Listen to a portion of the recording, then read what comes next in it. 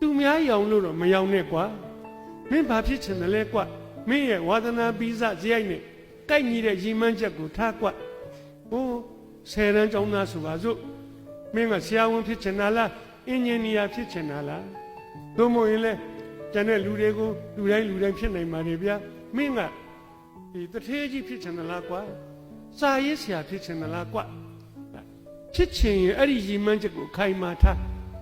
ပြီးတော့အဲ့ဒီတကားကိုခောက်မပွင့်မချင်းခောက်လွယ်တော့ဘယ်ပွင့်မလဲကွာမင်းဇွဲကောင်းနေဆိုတာအဲ့ဒါကိုပြောတာကွာကျွန်တော်ဒါလေးကိုဖတ်ပြီးတော့အာမန်တက်ရတယ်ဆရာပီမိုးနင်းကရှင်းပြတယ်ဗျဟိုးအခုနေခါမျိုးပေါ့နောက်ဥရောပနိုင်ငံမှာနှင်းမုန်တိုင်းကြီးကြတယ်နှင်းနေဖတ်လိုက်ကျွန်တော်တို့အမေရိကဆိုခုနေမှာ -35 တို့က35တွေပါဒီရောက်နော်သွေးခဲသေးလောက်တယ်အဲ့ဒီမလေးတွေကလည်းတအားတိုက်တဲ့ခါကျတော့တကယ်လို့များခီးသွားတယောက်လမ်းပေါ်မှာမင်းရောက်နေသေတော့မယ်အိမ်တကားကိုသွားခောက်တောက်ဟာ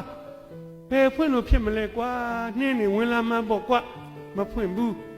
နောက်တိမ်ကိုခောက်ပြန်နေတောက်ဟာနှင်းမုံနိုင်ကြနေတာကွာလူဆိုးလားမသိလူကောင်းလားမသိမဖွင့်ဘူးနောက်တိမ်ခောက်တော့လည်းမဖွင့်ဟိုးခောက်တော့လည်းဘယ်အိမ်မှဖွင့်မှာမဟုတ်ပါဘူးလက်လျှော့လိုက်တဲ့တခဏမှာမင်းနေအောက်မှာသွေးခဲပြီးတော့သေမှာပေါ့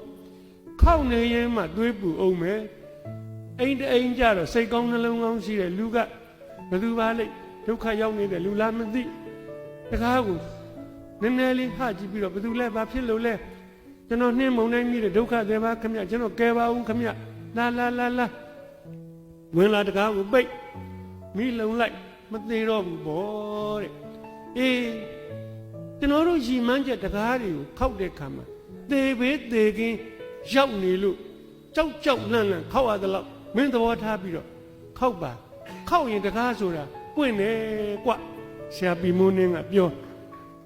ကျွန်တော်ခဏနားပါတယ်စဉ်းစားရပြီ